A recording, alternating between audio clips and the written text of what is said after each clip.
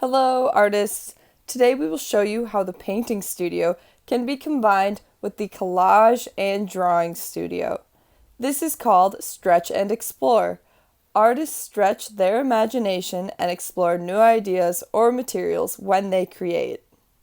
When you use more than one media, also called an art supply, it is called mixed media.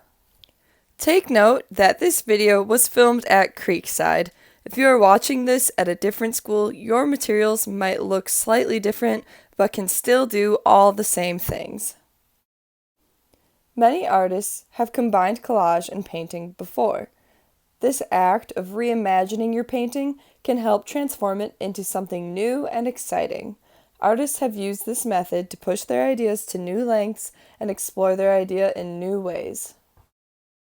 If you do not have a painting to work from for this, try the Lost and Abandoned Artwork bin by the Drawing Rack. Here you will find different paintings and works from other students that they did not want to keep. Here are a few steps that can help you get started on using your own painting or a lost and abandoned artwork and adding it to a collage. First, check that the painting is dry. You cannot collage with a wet painting. Next, look at the artwork and decide which parts are interesting and that you would like to be on your collage. Here, I have used a tracer to cut out a shape that I will be adding to my collage.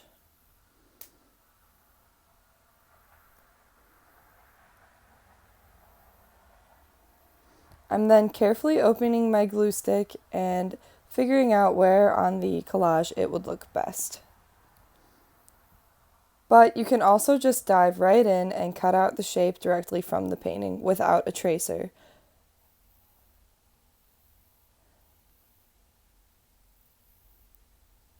And just like before, I am gluing it to my collage and carefully deciding where I think it will look best.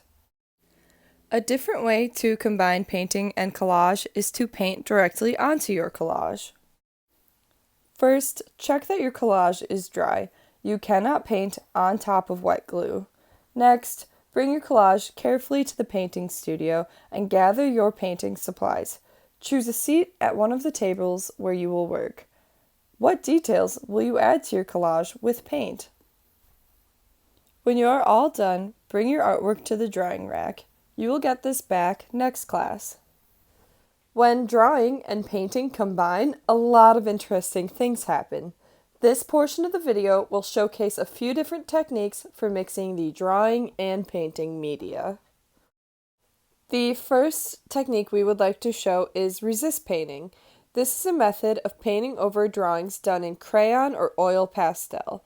The wax in the crayon or pastel will resist or push away the paint, leaving the crayon or pastel visible. Please note that this technique will only work with tempera cakes and watercolor paints, not liquid tempera. First, create your drawing on painting paper because it is thicker. You will also want to draw with crayons or oil pastels for this method to work. Next, carefully bring your drawing over to the painting studio and set up like you would for a tempera cakes painting. Then, wake up the paint with water and a brush. Start painting over the drawing and watch the magic happen. When you are all done, place your work on the drawing rack and make sure it is labeled with your name and class code.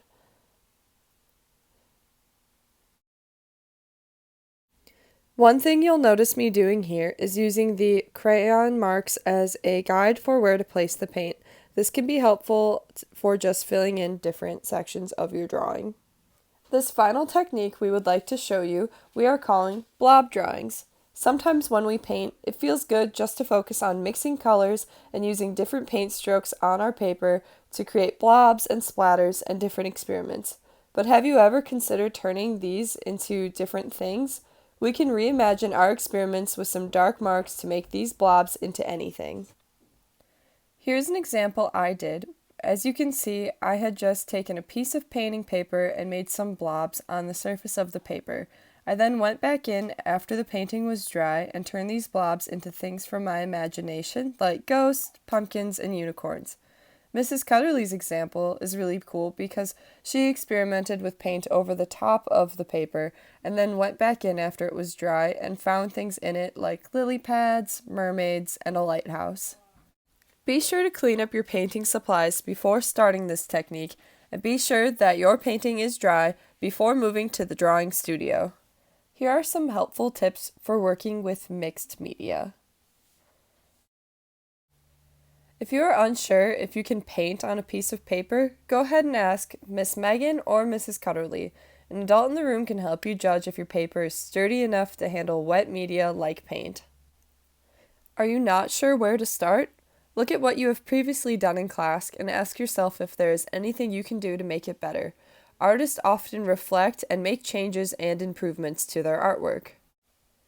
Since you are using more than one studio to make mixed media art, clean up your workspace before moving to the next studio. And as always, please remember your name and class code on your work before adding it to the drying rack. And lastly, experiment if you get stuck. There are no wrong answers here, and trying something new can be helpful when you're feeling stuck. So be brave, experiment, and try something new. I'm looking forward to seeing what mixed media art you can come up with.